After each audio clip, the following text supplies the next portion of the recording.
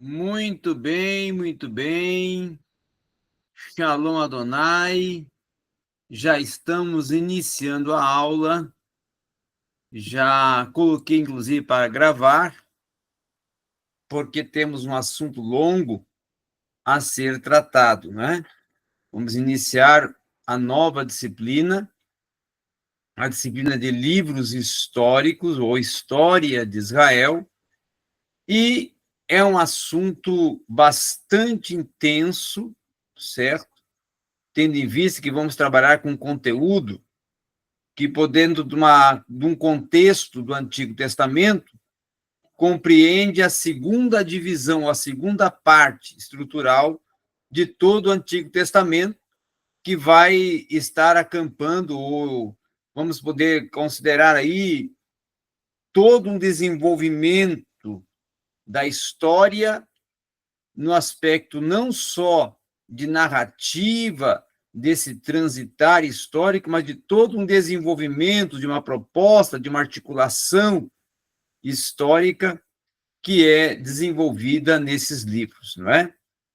Muito bem, então vamos já compartilhar o slide para darmos início já a este assunto que tem um grande significado para nós podermos estar trabalhando nesta aula de hoje.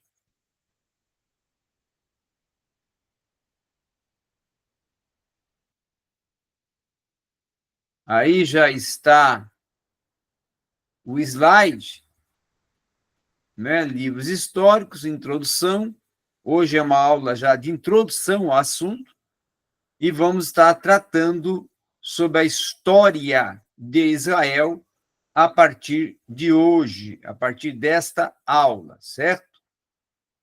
Muito bem, vamos direto já para o segundo slide. Quando se vai estudar a história de Israel, tá? Nós vamos começar a estar estudando toda uma jornada de um povo, né? Todo o transitar de um povo.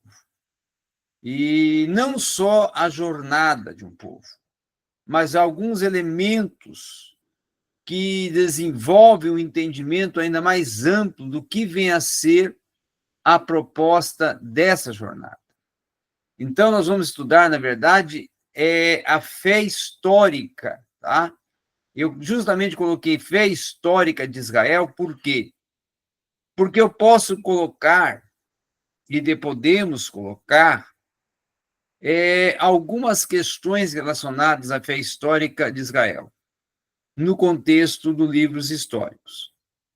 Nos livros históricos, nós vamos ver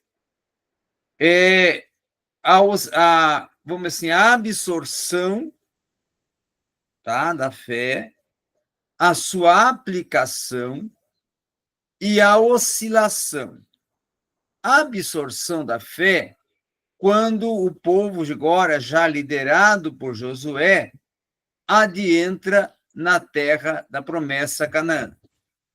Ali, então, já é o momento em que a fé foi absorvida e estão já adentrando na promessa, no que estava lhes reservado, em uma promessa que Yahvé, que o Deus de Israel, o Deus único, faz para eles, e agora eles estavam vindo a ver, né, se cumprir, vindo a ver se cumprir essa promessa. Muito bem, está aí já, irmão Sinomar. Eu já até tinha, faz uns, vamos dizer aí, uns 3 minutos ou 4 de início da aula. Mas vamos retomar aqui, porque é muito importante a sua presença. Nessa disciplina, irmão Sinomar, nós vamos trabalhar, como eu estava falando, com a parte mais importante do Antigo Testamento para mim. Por quê? Porque o Antigo Testamento é um livro, é um testamento histórico.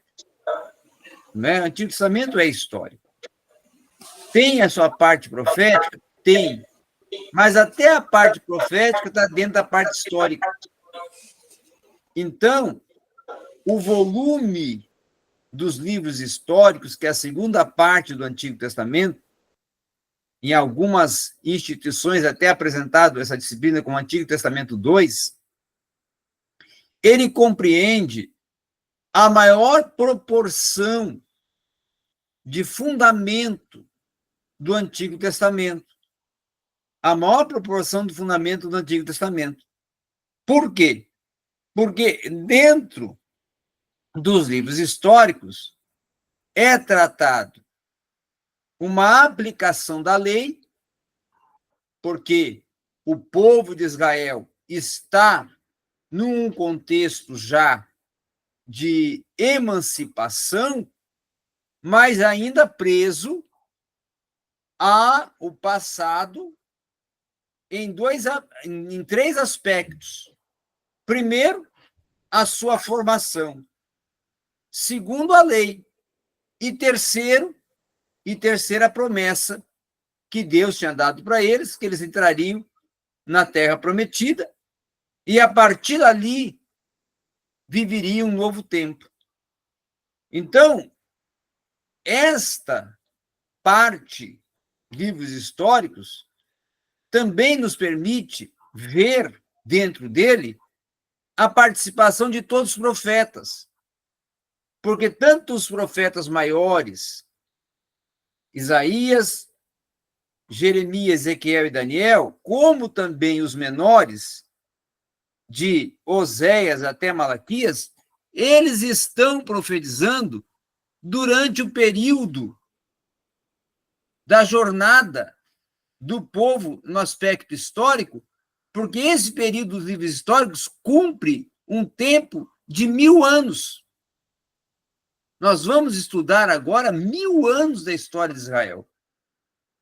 Então, é assim, algo que se torna expressivo é esse estudo do Antigo Testamento, para nós compreendermos o Antigo Testamento e compreendermos até alguns fundamentos de todo o contexto do povo hebreu. Então, a fé é histórica. Por que a fé é histórica? Por que a jornada de Israel é a jornada da fé histórica de Israel? Por 3 aspectos, ou 4, até posso colocar 5.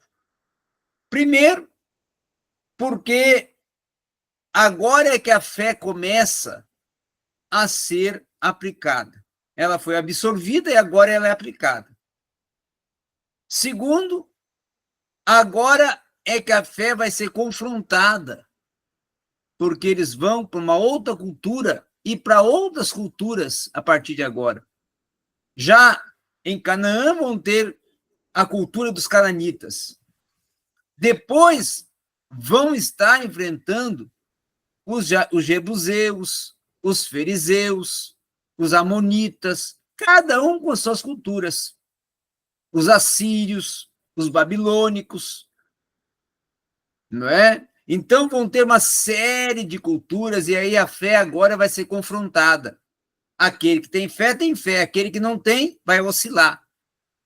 E aí começa também uma outra fase da fé, que é a oscilação, onde Israel, em grande parte, se esquece da aliança feita com Deus, lá no Monte Sinai, se esquece das promessas e até se esquece de Deus e começa a adorar outros deuses. É uma prostituição cultural e uma prostituição religiosa. E quinto, eu coloco também que é uma fé histórica, por quê? Porque ela pode ser dividida em 4 tempos. O primeiro tempo, a entrada no novo tempo, na nova oportunidade que eles vão ter agora, que é tornar-se realmente Israel. Agora começa a ser Israel. Segundo,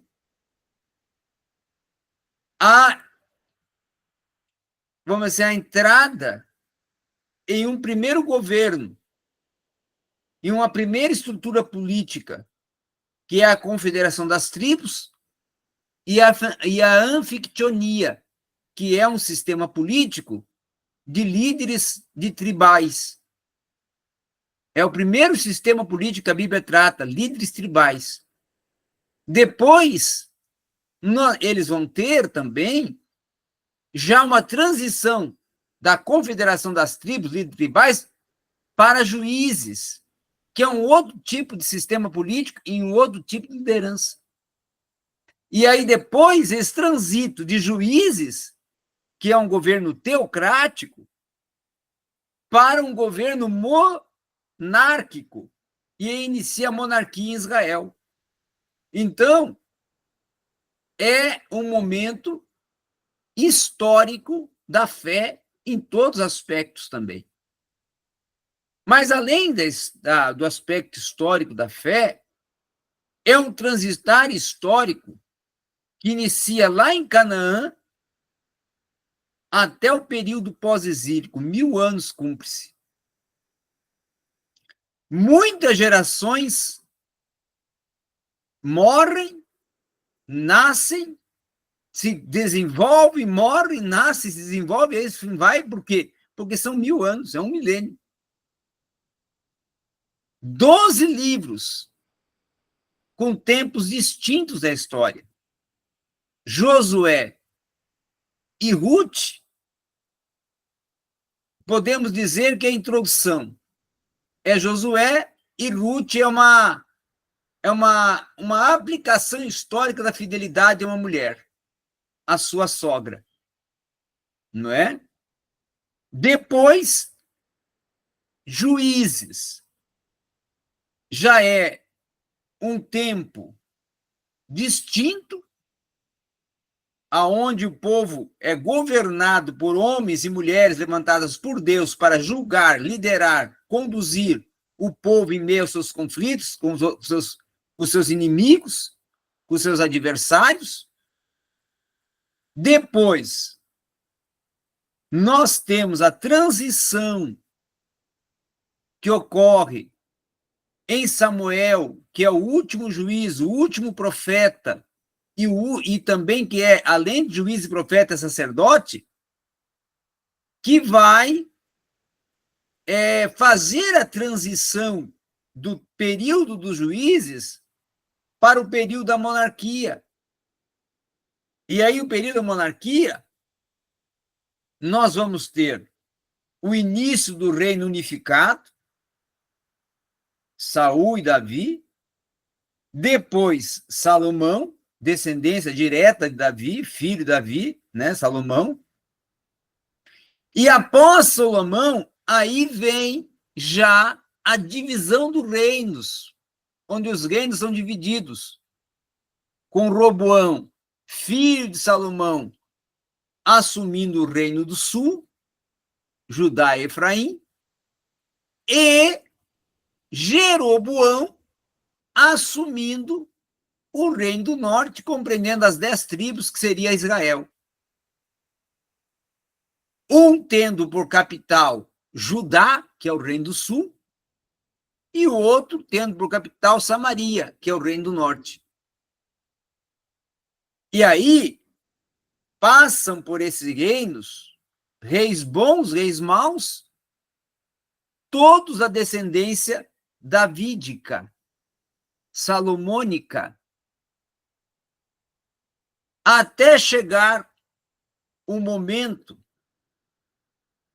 do exílio, tanto do Reino do Norte como do Reino do Sul, o Reino do Norte para a Síria e o Reino do Sul para a Babilônia, e aí depois o retorno, né?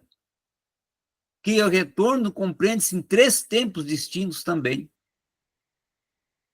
Então, nós temos um momento significativo, marcante, dentro desse transitar da jornada de um povo nos livros históricos. Além de também, uma outra questão que eu quero colocar também, que é a autoria, algo significativo aqui para nós pensarmos. Tá? Josué, nenhum livro histórico indica o autor. Você já parou para perceber isso? Que nenhum livro histórico indica o autor? O autor não se apresenta, o autor não se indica, não é referenciado? Não, nenhum. Então, o que pode se compreender? Que Josué é autor de Josué? É. Mas Juízes. Quem é o autor de Juízes? Quem é o autor de Ruth? Quem é o autor de 1º e 2 Samuel? E 1º e 2 Reis e 1º e 2 Crônicas? Aí eu vou colocar aqui. Sabe quem que é o autor de Juízes, Ruth, 1º e 2 Samuel, 1º e 2 Reis, esses 1, 2, 3, 4, 5, 6 livros? Sabe quem? Samuel. Por que Samuel? Porque Samuel era escriba, Samuel era historiador e Samuel era sacerdote. E esses livros aí narram justamente o tempo da ação de ministério de Samuel enquanto sacerdote, enquanto escriba e enquanto profeta e juiz. Porque ele vai iniciar como juiz e sacerdote, e depois ele se torna profeta no período já de Saul, não é? E após Saul, também vai ser profeta no início, né, da jornada, desde lá do momento que Davi está no pasto, pastoreando ovelhas, e aí ele é aquele que unge Davi a rei e participa do momento da entrada de Davi no palácio de Saul. Então, podemos compreender que a narrativa de Ruth, 1º e 2 Samuel e 1º e 2 Reis, pode sim ter sido escrita por Samuel. Pode ter sido escrita por Samuel. Isso é uma opinião do senhor. Na opinião da grande parte dos historiadores. Então, não é só sua, é uma opinião de vários historiadores. De quase todos. Por quê? Porque não tem nome. Não existe um nome. Autor, aqui sou eu, Ruth. A autoria Ruth. Não existe. E os períodos batem, né? Ele vivenciou tudo isso. É. E também não existe 1º e 2 Samuel ali, eu, Samuel, não existe também em Reis. Mas existe o quê? Uma narrativa que a gente sente que Samuel que está narrando. Porque a gente vê ele dentro desse contexto. Você está entendendo? Sim. Agora... Até a forma que é escrita parece realmente uma narrativa. Alguém que estava participando, né? Sim. Alguém que estava ali, estava narrando uma história que ele viveu. Agora, 1º e 2 Crônicas, irmão Sinomar, 1º e 2 Crônicas já é um outro tempo. Porque 1º e 2 Crônicas vai narrar a parte derradeira dos reinados do norte e reinados do sul, e também já eles indo para o cativeiro. E, então, quem é que pode ter sido o autor de 1º e 2 Crônicas? Esdras. Porque Esdras, ele é historiador também, é escriba, é sacerdote, e viveu na época de Neemias. Quando Neemias era já o copeiro, ele era um jovem. Então, ele acompanha esse período aqui, o Esdras. Porque ele participa do período pré-cativeiro. E depois participa do período do cativeiro. Porque também é levado cativo.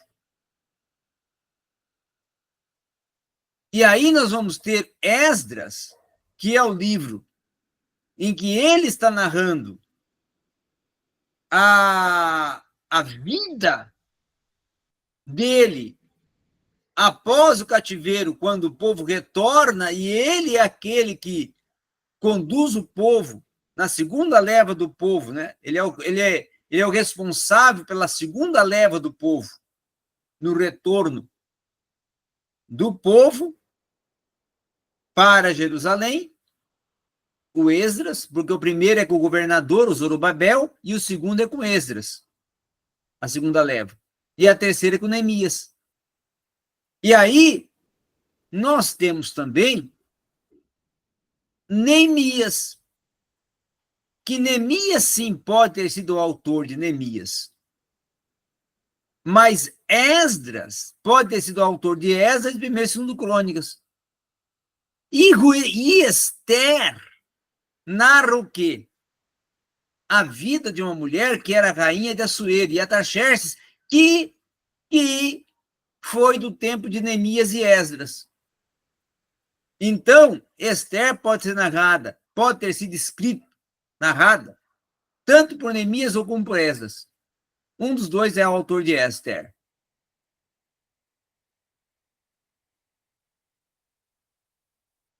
Então, nós teríamos aqui,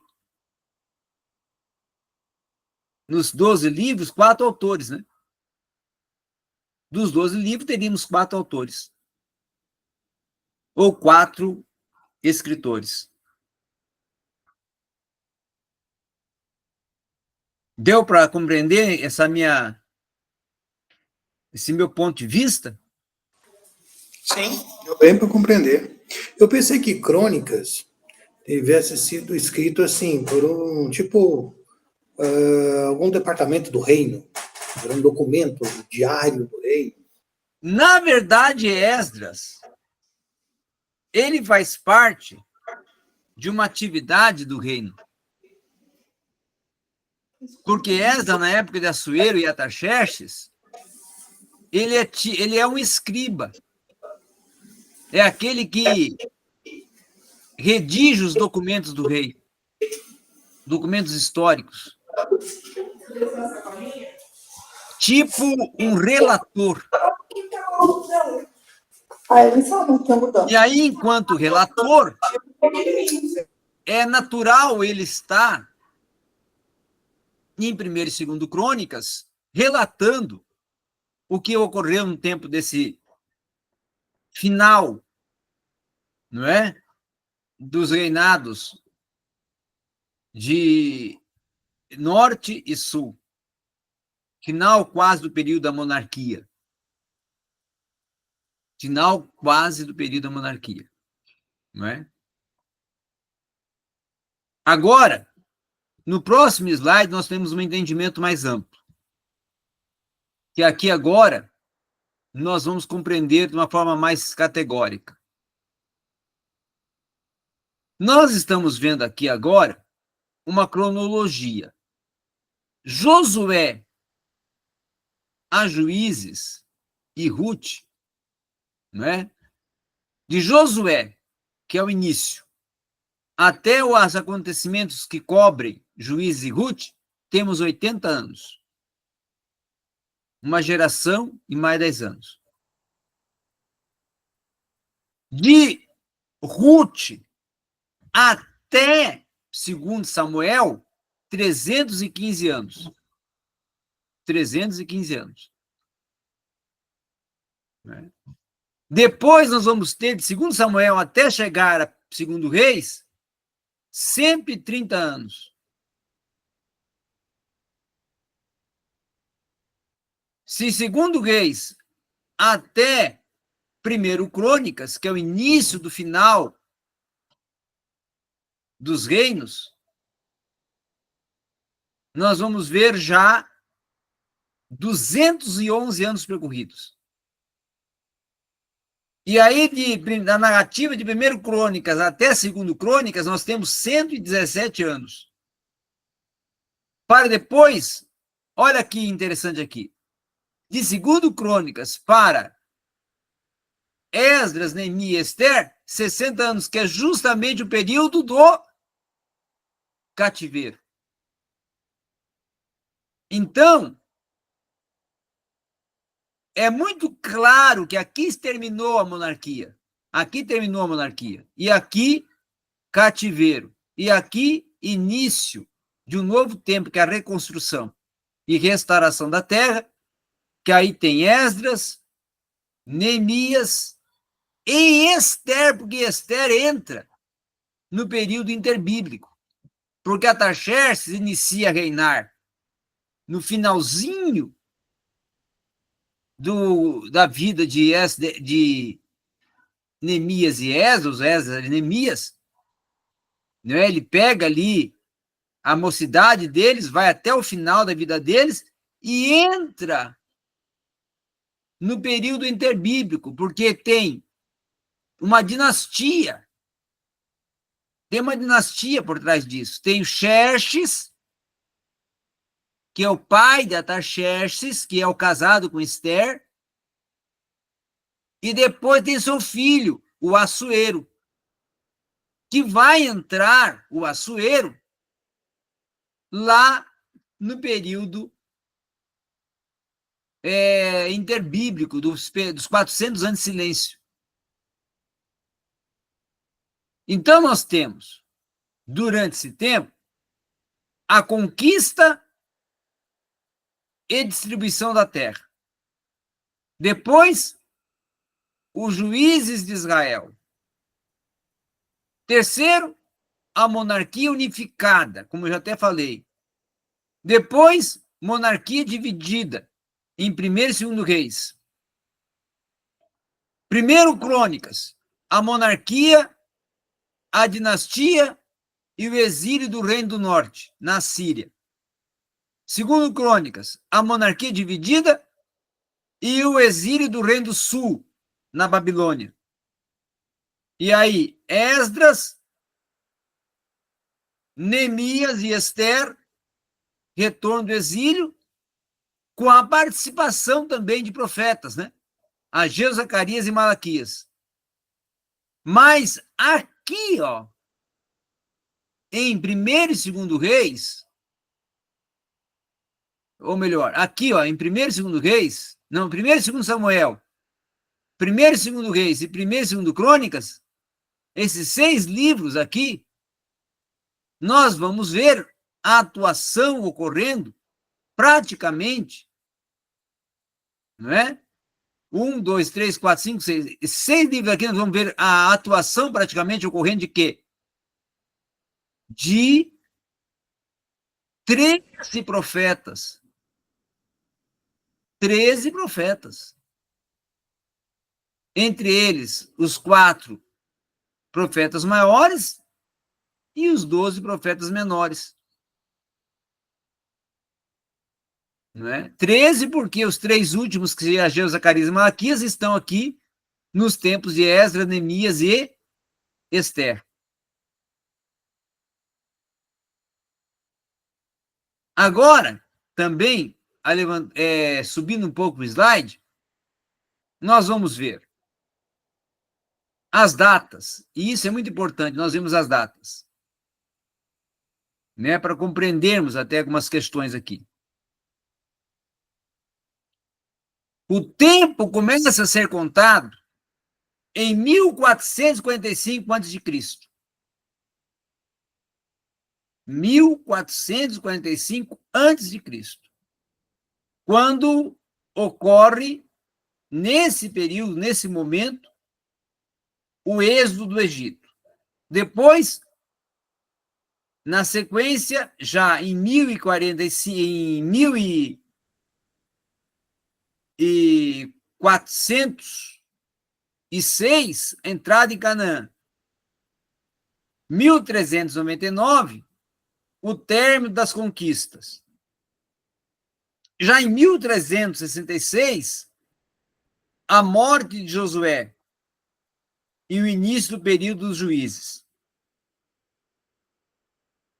Em 1051, reinado Saul, e em 1011, reinado Davi. 971, reinado Salomão. 931, reinado Roboão. Queda de Israel para a Síria em 722 a.C. Queda de Judá para a Babilônia em 605 a.C. Primeiro grupo que regressa com Zorobabel, 537. Segundo grupo, Esdras, 516. Não é? Terceiro grupo, já com Neemias, que é a entrada para reconstruir os muros e fortificar Jerusalém. Tá? Então, aqui, irmão Sinomar, dá para entender, irmão Sinomar e irmã Leila, porque a irmã Leila está presente aí, ó. Dá para entender o quê? Que os livros históricos, eles cobrem o Antigo Testamento todo. Por que cobre o Antigo Testamento todo? Porque Josué é a continuidade de Moisés, da liderança de Moisés. Foi separado de Moisés, viveu dentro da filosofia e da proposta, da visão de Moisés como líder. Foi formado, forjado por Moisés. E Josué, Juízes e Rute é uma vivência da lei. Primeiro e segundo Reis, primeiro e segundo Crônicas e primeiro e segundo Samuel, não, primeiro e segundo Samuel, primeiro e segundo Reis, primeiro e segundo Crônicas, nós já vemos o quê? A oscilação da fé. Porque cada rei tem o rei mau que não aceita Deus e leva o povo à idolatria, mas tem o rei bom, como o caso de Asa, Josafá, não é? Zedequias, Ezequias e outros, que restauram, não é? A fé do povo. Mas tem aqueles também que levam o povo a adorar outros deuses. Também vamos ter o momento da atuação de todos os profetas nesse período. Então, esses 1000 anos que é percorrido, desde 1445 até 405, praticamente cobre todo o Antigo Testamento. A parte mais, vamos dizer assim, importante, propulsora do Antigo Testamento, porque a lei é o início, é o princípio, não é? A lei é o início, é o princípio, é as bases, o fundamento, a moral, a ética, o projeto de Deus. Mas a partir de Josué até chegar a Esther, é o povo sendo formado, construído, é o povo passando por várias gerações, é o povo enfrentando várias culturas, vários sistemas políticos de... E eu falo do sistema político porque cada rei, o interessante aqui é o seguinte, que cada rei tem o seu sistema político. A monarquia é monarquia, mas cada rei tem a sua forma de governar. Cada rei tem um estilo de governo. Então, nós vemos uma monarquia que esta monarquia tem estilos de governo. Não é um governo único, que todos governam igual. Não.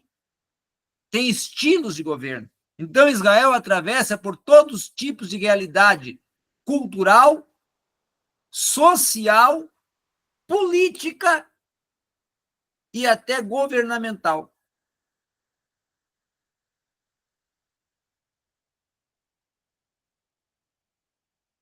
Participação, perguntas.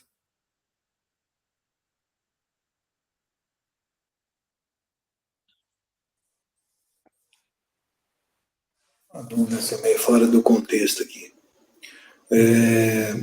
O reinado do norte, quando foi dividido, era descendente de Davi também? O Roboão era filho legítimo de Salomão. Jeroboão, não. Uma outra pergunta também fora do seu contexto.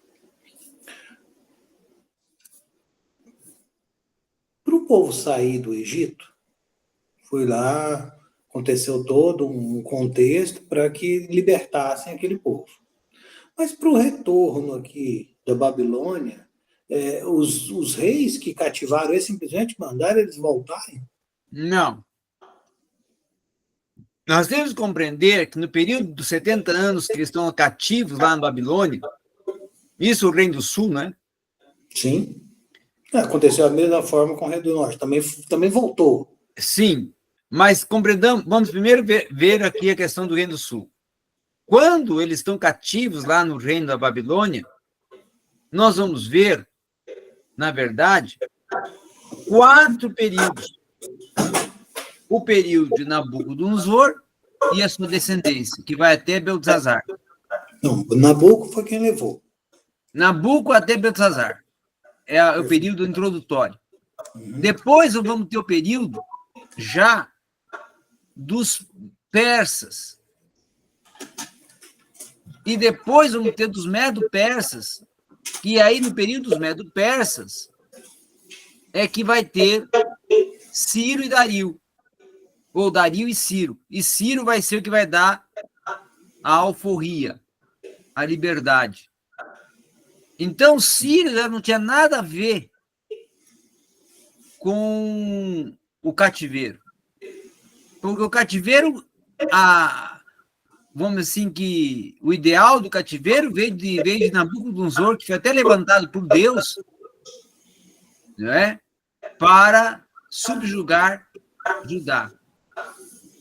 Ciro, ele não tem interesse nenhum, e até não era benefício para o povo medo-persa ter judeus ali. Então, vamos liberar logo esse povo. Eu não precisa de escravo aqui nenhum, não precisa dessa raça aqui nenhum, vamos liberar logo. E liberou. Entendi. É justamente isso que eu queria entender. Assim, não teve uma revolução. Não, foi pacífico. Até foi tão política. Pacífico, porque até Deus levanta o profeta. Olha o que o Isaías fala. Olha o que Isaías fala. Isaías chega a chamar Ciro de o meu ungido. Não é? Isaías fala assim, Ciro, o ungido. Que Deus levantou para libertar o seu povo. Então, ele é levantado por Deus, assim como foi levantado Nabucodonosor, é levantado Ciro por Deus. Ciro era crente? Era um servo de Deus? Não, não era, mas Deus utilizou. Por quê? Porque era um instrumento que Deus ali viu para cumprir... Que usou Nabucodonosor. Sim, cumprir a liberdade. E essa libertação foi tão de Deus que o Ciro ainda deu cartas para eles, que onde eles passassem províncias, eles poderiam levar, né, materiais, e ainda Ciro pagou para cada família dinheiro e material para eles reconstituírem a vida, ou reconstruírem a vida lá em Jerusalém. Economicamente não era viável ter esse povo cativo. Não, mas também uma outra questão. Não precisava dessa cultura. Não. E tem uma outra questão também, irmão Sinomar, que nem todos voltaram. Ele deu a liberdade. Quem quiser ficar, fica. Não vou proibir de ficar. Então, teve alguns judeus que não voltaram. Já estava mais estabelecido. Sim, e aí é que inicia uma ação política, né? Que é histórica, que é o sionismo. O sionismo não é um partido político, mas é um movimento político que dura até hoje e vai durar até o milênio, que é um movimento denominado Volta a Sião. E foi esse movimento aí do sionismo que foi pivô da guerra que Hitler provocou contra Israel, né?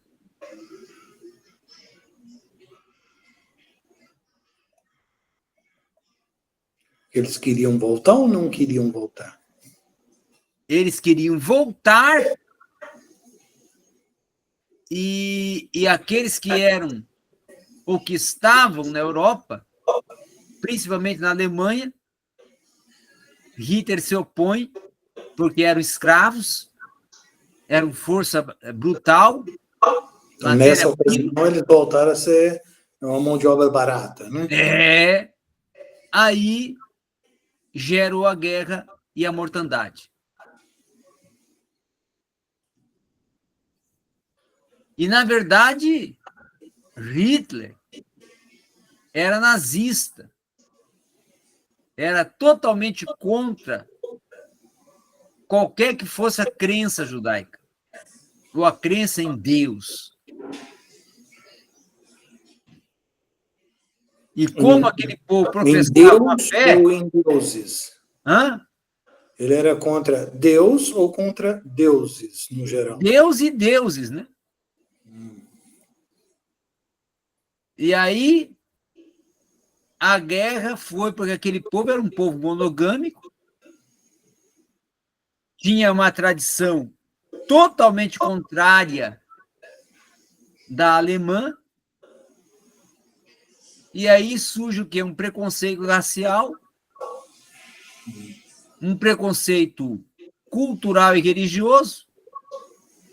O senhor citou uma crença diferente do alemão, ou do alemão, não da Europa, do alemão. Veja bem, de todos na Alemanha, ou especificamente de Hitler? De Hitler, especificamente de Hitler, mas na época de Hitler, a Alemanha era totalmente bitolada. Por que bitolada? Porque todos seguiam ao Hitler, porque o imperador, que era um ditador, na verdade, ele regia até a mente do povo. Até hoje. Era muito mais forte que Maduro. Nós não temos um outro Hitler. Tivemos Mussolini, na Itália, Mussolini, que foi próximo de Hitler, mas não foi Hitler. Hitler foi o único. Eu estou perguntando assim, porque ele realmente representava a população. Porque quando a gente fala, parece que é uma pessoa apenas. Não, representava a população. Ele dominar a mente. Não, Hitler tinha, ao contrário de todos os ditadores mundiais, Hitler tinha o povo na mão. E o povo era com ele mesmo. O povo era com ele. Entendi. Ele era um tipo de ditador que comprava o povo. Com promessa, com tudo. Dinheiro, com carro. O povo tinha uma condição de vida. Ao contrário, claro, de outros, né? Na história aí. Quem sabe os irmãos ali de Cuba, os irmãos Castro, né? Eu acho que eles davam alguns privilégios para Cuba, Fidel Castro e o irmão dele.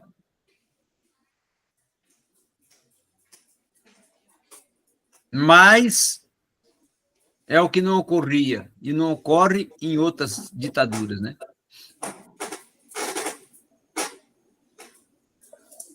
Agora, O sionismo nasce justamente nesse período aí. Ó. Então, o sionismo, de 405 antes de Cristo até hoje, ele tem quase o quê? 1.000 e tal anos, 1.800 e tal anos. Não, 405 antes de Cristo. Ó. Quase 3.000. Ele vai ter 2025, 2.500. mais 405, vai ter 2.030 anos, 2.430 anos. É isso, quase 2.500. Quase 2.500 de sionismo. Então, esse é podemos considerar que esse é o movimento político mais antigo da Terra. O sionismo. Certo, mas eu imagino que, como o senhor falou, o movimento de volta para Sião, ele está previsto até que vai acontecer de todos voltarem. Há 2.500 anos estão voltando, é porque ninguém quer ainda, não é o momento. O que levará... Aí é o seguinte, aí tem um grande mistério por trás disso. Ou seja, vai ter que ter A bênção que Deus deu a Abraão, qual foi? Qual foi o teor da bênção que Deus deu a Abraão?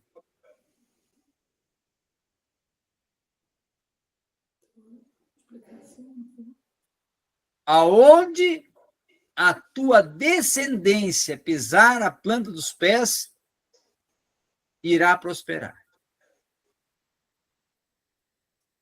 Então, meu moço Nomar, judeu não é pobre em lugar nenhum.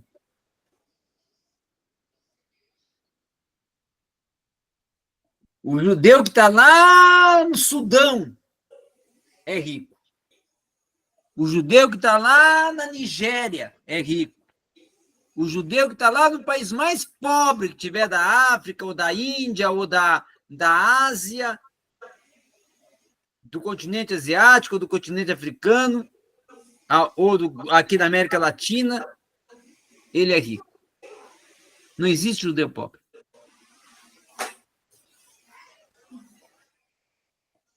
Eles, aonde chegam, prosperam. E aí, com a prosperidade, há um sentimento, eu estou melhor aqui do que lá, né? Acabou ficando. Eu vou ficar. Imaginemos, então, só por um instante, que vamos voltar todo mundo. Para onde? Não tem espaço.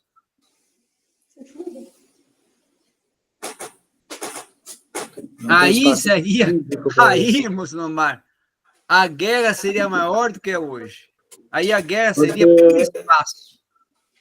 Por espaço. Esse território é meu. Vamos supor que voltasse. Esse território aqui é meu. Aí teria uma guerra muito grande. Por quê? Porque os descendentes de Ismael também estão lá. Que são os árabes, ocupam a proporção maior do território.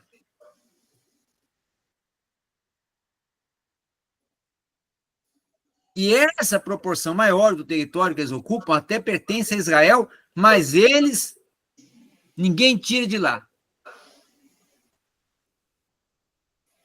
Nem ONU, nem OTAN, ninguém.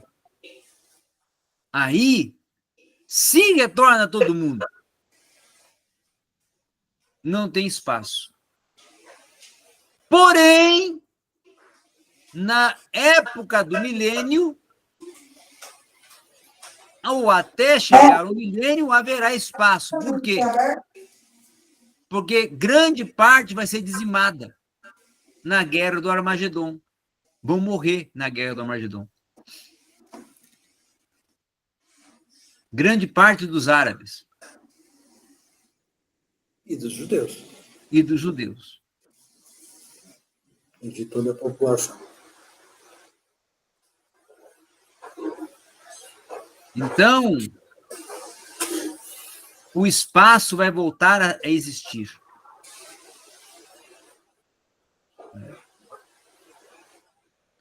E é muito interessante que o judeu que mora no Brasil, por exemplo, ele segue as tradições judaicas, mas não tem interesse de voltar para sua terra. Muitos são judeus sanguíneos, né? Sim. Nunca, nem foi lá. Observam, na verdade, que nem é o caso aí de Silvio Santos e tantos outros, observam a lei, observam as tradições, mas nunca nem moraram lá. Né? Só que um fato interessante, que todos eles, com quem o senhor quiser perguntar ou conversar, ele fala, eu sou da tribo tal, sou a geração tal, da tribo tal. Ele sabe até a geração que ele é. Não é só observador, observa de perto. É um negócio interessante isso. Ele chega para o senhor e fala assim, eu sou da tribo tal e sou a geração tal. É um negócio...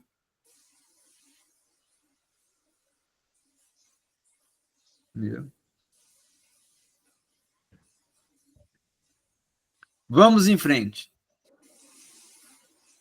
Então, os livros históricos, e como eu já até falei, registram a história de Israel, desde lá da ocupação da Palestina, com Josué, passando por todas o período das apostasias, né?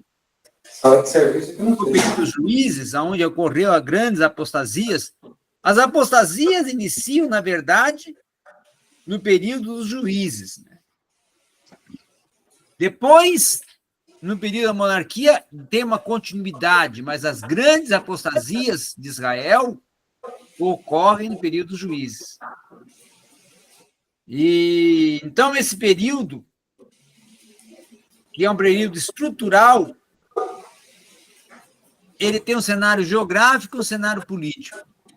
O cenário geográfico, nós até estudamos, né? E agora, cabe a nós repetirmos um pouco a questão da geografia e da parte histórica. Não é? O cenário geográfico, ele cumpre as terras de Palestina, Filístia, não é? Roma, Canaã, certo? Vai cumprir todo, e aí entra a Babilônia, na Síria. Então, nós podemos dizer que todo um contexto geográfico, daquele que nós estudamos, inclusive, desde lá das terras palestínicas, envolvendo mares, montes, montanhas, estão dentro desse contexto, desses 1000 anos de habitação e transitar histórico do povo de Israel. Já no quesito político, né, nós vamos ver um período de grandes problemas políticos e militares, que vão iniciar lá no período dos juízes, com grandes guerras, conflitos, pequenos até em proporção, mas grandes conflitos. No período já dos juízes, já tinha, entre Israel e seus adversários. E ali, naquele período, claro, Deus levanta homens e mulheres para julgar, e liderar, e conduzir, e administrarem o povo, e serem, na verdade, líderes de guerra. Eram guerreiros, né? Tanto os homens como mulheres, juízes, eram guerreiros. E depois, no período da monarquia, nós iniciamos uma monarquia religiosa, uma monarquia pseudo-religiosa, porque são ungidos reis. E aí até parece, por ser ungido rei, que o rei seria um rei sagrado, mas não é, né? Saul inicia bem, termina mal. Mas Davi honra Davi, ele é um homem de altos e baixos, né? Davi cumpre um reinado de altos e baixos. Um momento de ascendência e um momento de descendência. E um momento também de fé de Davi nunca oscilou. Mesmo com o adultério, não houve oscilação da fé. Houve uma falha, um pecado, mas não houve uma oscilação da fé. Salomão não é Davi. Salomão já é um homem que inicia bem, Deus honra ele pela oração que ele faz, não é? Em 1 Reis 3, quando ele pede a sabedoria para julgar o povo, Deus honra ele, dá prosperidade, torna ele próspero, abençoa o seu reinado, mas ele se desvia do caminho quando ele se envolve com as mulheres, que as concubinas dele são concubinas políticas, que grande parte das mulheres ele não conheceu maritalmente, mas elas levaram ele à derrota, porque muitas delas levaram ele a adorar outros deuses, praticar outras crenças, e ele termina o seu reinado, Salomão, numa apostasia. Então, quando Roboão entra, é um declínio da fé. É um período decadente a hora que Roboão entra. E Roboão vai ser pior do que Salomão. Para o povo e para a própria religião.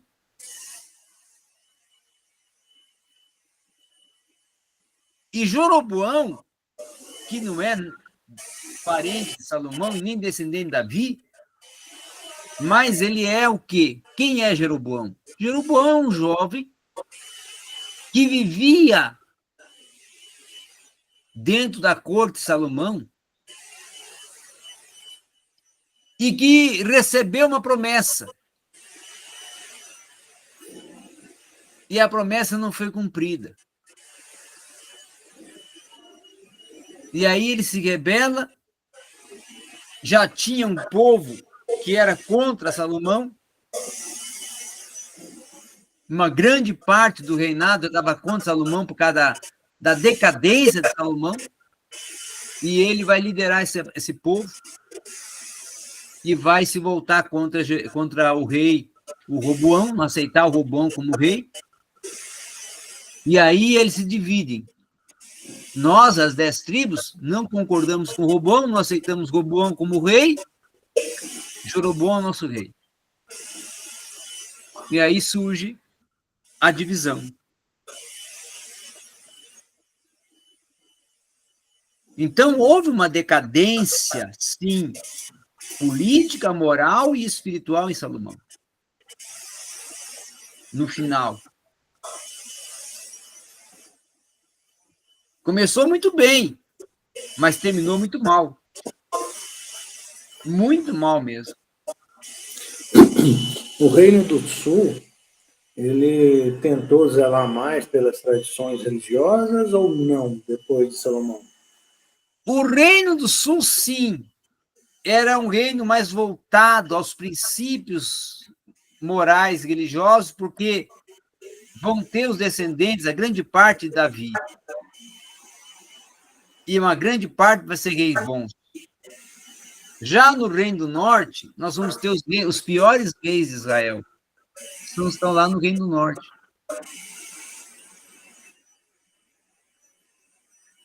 Nós vamos ter Onri, vamos ter Onias, homens maus, né? Homens maus.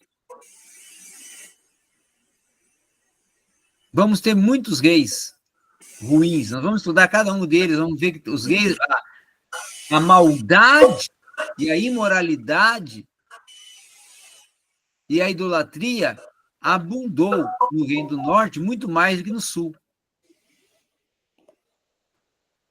Muito mais do que no sul.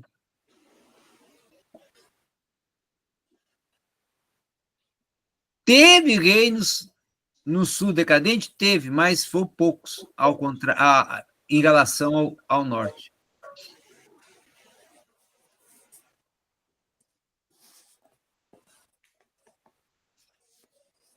Por isso que eu digo, era monarquia, mas tinha um sistema político distinto de cada rei. Porque cada rei tinha uma cabeça.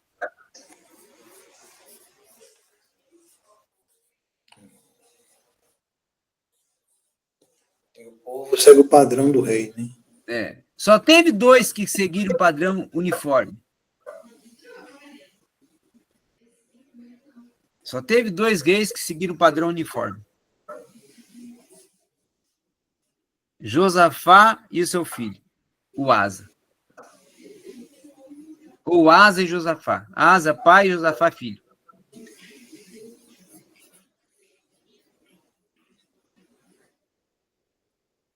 Esses seguiram um padrão.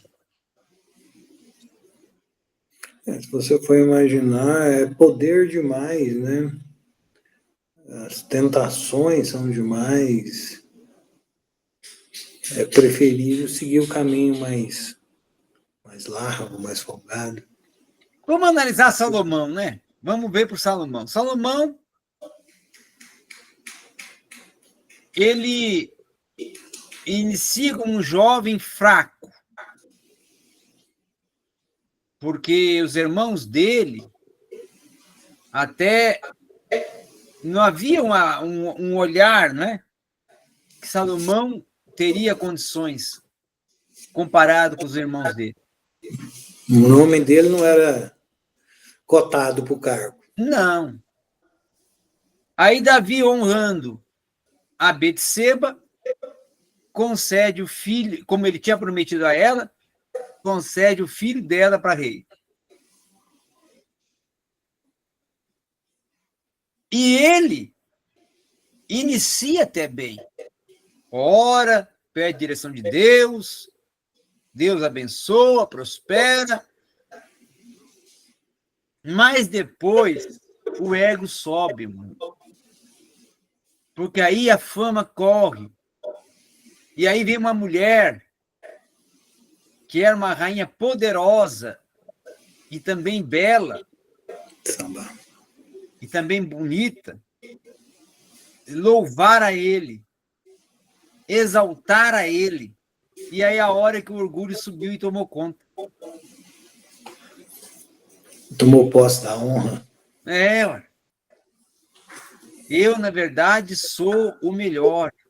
Vem até essa mulher de um outro reinado, de uma outra região, para me adorar, para me conhecer, para que ela nunca tinha visto tal poder, tal sabedoria, tal riqueza. E aí começa, mais tarde, as alianças com outros países, com outros reinos, porque ele não é um rei de guerra, ele é um rei de alianças. E essas alianças é mulheres que vão vindo, né? Casamentos e mais casamentos, mulheres e mais mulheres, até chegar a 1000. E aí é aonde vem a ruína. Oi. Vem a ruína. Termômetro? Tem. Não que ele conheceu essas mulheres. Não conheceu essas mulheres. Mas as mulheres influenciaram ele na questão do paganismo. Ele se tornou pagão. Ele se envolveu com o paganismo. Com os presentes, com os acordos, com as alianças que se tornaram mais até propositivas em algumas questões para eles, de particular negócios que fez com outros reinos, e esqueceu-se de Yahvé, esqueceu-se de Deus. Uma das grandes acusações do Reino do Sul contra o Reino do Norte, depois do cativeiro, foi o fato de eles se misturarem, né? Sim. E Salomão, lá no começo, já fez isso. Já! O argumento é meio falho, né? Salomão, na verdade, é uma demonstração, uma figura, um tipo, né? Um tipo e uma figura, ou um padrão, um exemplo, daquele líder que é seduzido pelo poder. O poder, Monsinomar, até dentro da igreja, ele é sedutor. Eu tinha uma tia minha que falava o seguinte: você conhece um homem ou uma mulher depois que dá poder para ela ou para ele.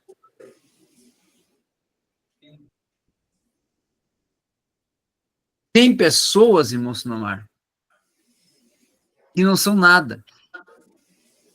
Mas quando recebe um poder, ela acha que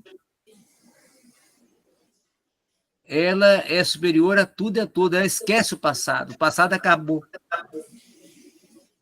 Ela não se lembra das suas raízes.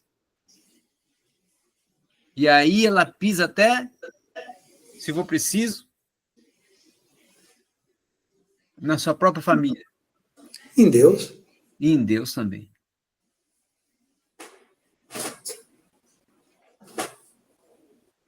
Por isso que nós vamos ver que na política, na religião, em qualquer local, o homem ocupou poder. Ele está mais sujeito ao fracasso. Mais sujeito ao fracasso. É difícil dizer que não vai se corromper. Porque o poder é sedutor, né? Você controla a economia de uma nação, controla a moral de uma nação, controla as decisões de uma nação.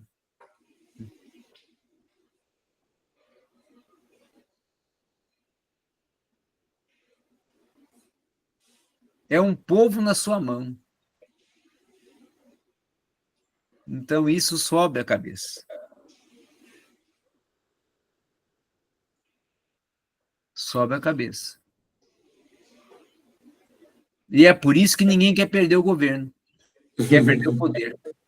É por isso que se assumir uma igreja, presidente, passa de pai para filho. Daqui não sai, só sai morto. A gente vê aí em muitas placas de igreja são hierárquicas, né? Sim. O rei morreu, vida longa ao rei, né? É. Parece que são donos. Donos. Bom, em São Paulo, por exemplo, Belenzinho, vou dar um exemplo, Belenzinho, São Paulo. O homem está com 92 anos, 93. Já não consegue mais ficar em pé. Não dirige mais culto em pé. Tem que dirigir sentado, numa poltrona. Mas dirige sentado numa poltrona. E não entrega a presidência. E o dia que morrer, passa para os filhos. Porque é um império.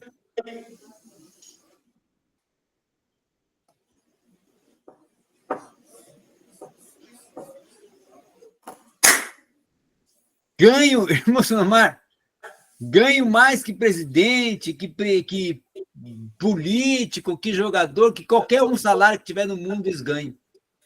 Salário aí de 200 mil, 300 mil, 400 mil por mês. Fora cartão corporativo, carro, motorista, casa, tudo. Ô, glória! Não é? É isso.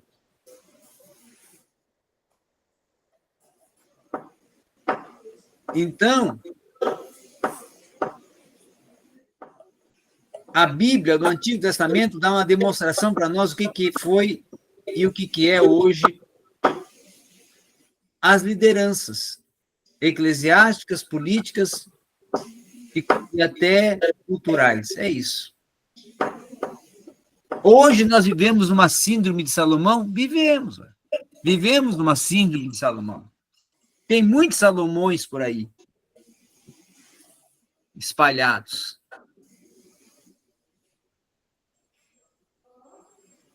Nos livros históricos, nós temos 3 divisões. Anterior ao reinado, Josué e Ruth. Ascensão e queda do reino. 1º e 2º Samuel, 1º e 2º Reis, 1º e 2º Crônicas. Solicitude para com o remanescente no tempo dos gentios. 537 a 432, Esdras, Neemias e Ester. Bom, concluindo a aula de hoje, nós temos 4 coisas a tratar, 5 a tratar. Primeiro, essa disciplina vai ser longa, porque vamos estudar 12 livros. E vai ter aula que não vamos conseguir estudar um livro inteiro. Então, podemos dizer que vai ter aula que vai estudar Josué, por exemplo. Pode até que na semana que vem consigamos estudar os 24 capítulos, mas pode que não.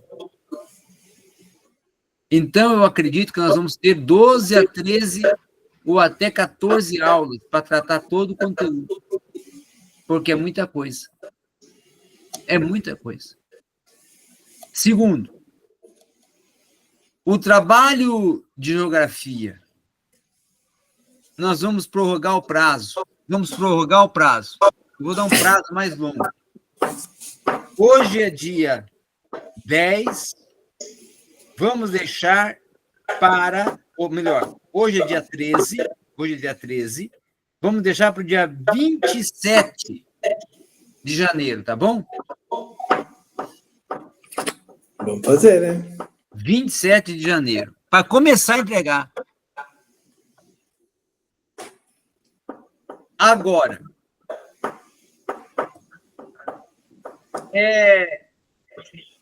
outra questão.